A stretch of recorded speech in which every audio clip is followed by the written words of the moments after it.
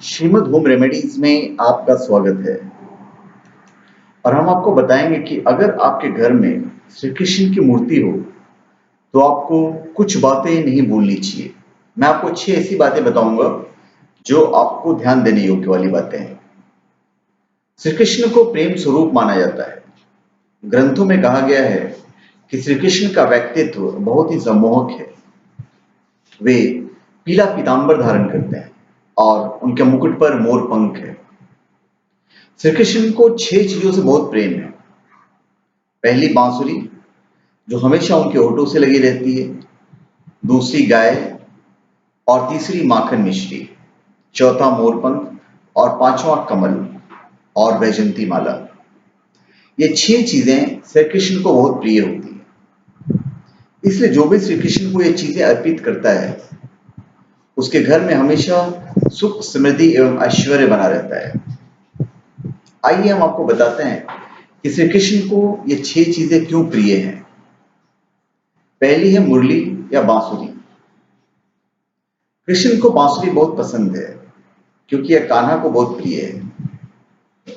इसके 3 मुख्य कारण हैं।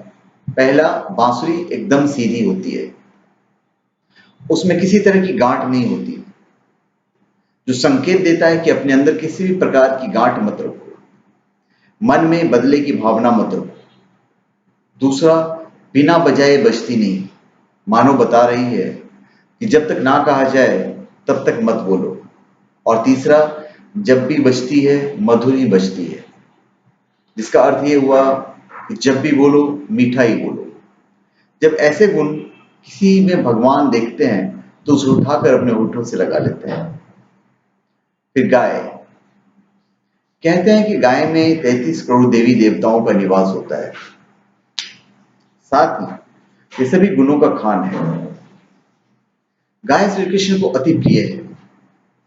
गाय से प्राप्त गो का मूत्र, गोबर, दूध, दही और घी आदि पंचगव्य कहलाते हैं। मान्यता है कि इनका पान कर लेने से शरीर के भीतर पाप नहीं ठहरता। इसलिए घर के मंदिर में श्री कृष्ण जी के साथ ही गाय व बछड़ा भी रखना चाहिए। फिर मोर पंख। मोर का पंख देखने में बहुत सुंदर होता है, इसलिए इसे सम्मोहन का प्रतीक माना जाता है। मोर को चिर ब्रह्मचर्य युक्त प्राणी समझा जाता है, इसलिए श्री कृष्ण मोर धारण करते हैं। मोर मुकुट का गहरा रंग दुख और कठिनाइयों, हल्का रंग सुख और शांति और समृद्धि का प्रतीक माना जाता है। फिर कमल।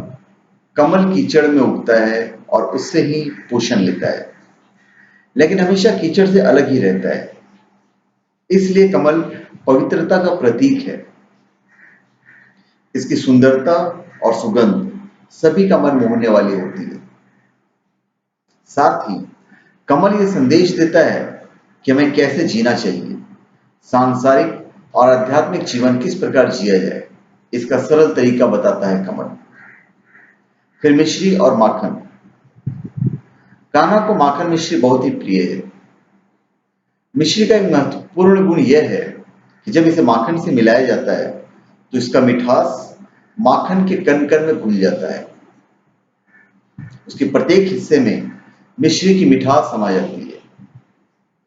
मिश्री युक्त माखन जीवन और व्यवहार में प्रेम को अपनाने का संदेश देता है। यह बताता है कि प्रेम में किसी प्रकार से घुल मिल जाना चाहिए। फिर वैजंती माला।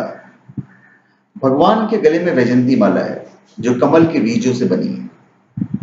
दरअसल कमल के बीज सख्त होते हैं, कभी टूटते नहीं, सड़ते नहीं, हमेशा चमकदार बने रहते हैं। इसका तात्पर्य है जब तक जीवन है तब तक हमेशा प्रसन्न रहो। दूसरा यह माला बीज है जिसकी मंजिल होती है भूमि। भगवान कहते हैं जमीन से जुड़े रहो, कितने भी बड़े क्यों न बन जाओ, हमेशा अपने अस्तित्व की असलियत के नजदीक रहो। तो धन्यवाद। आप हमारे चैनल पे सब्सक्राइब करें और अपने कमेंट दीजिए। धन्यवाद।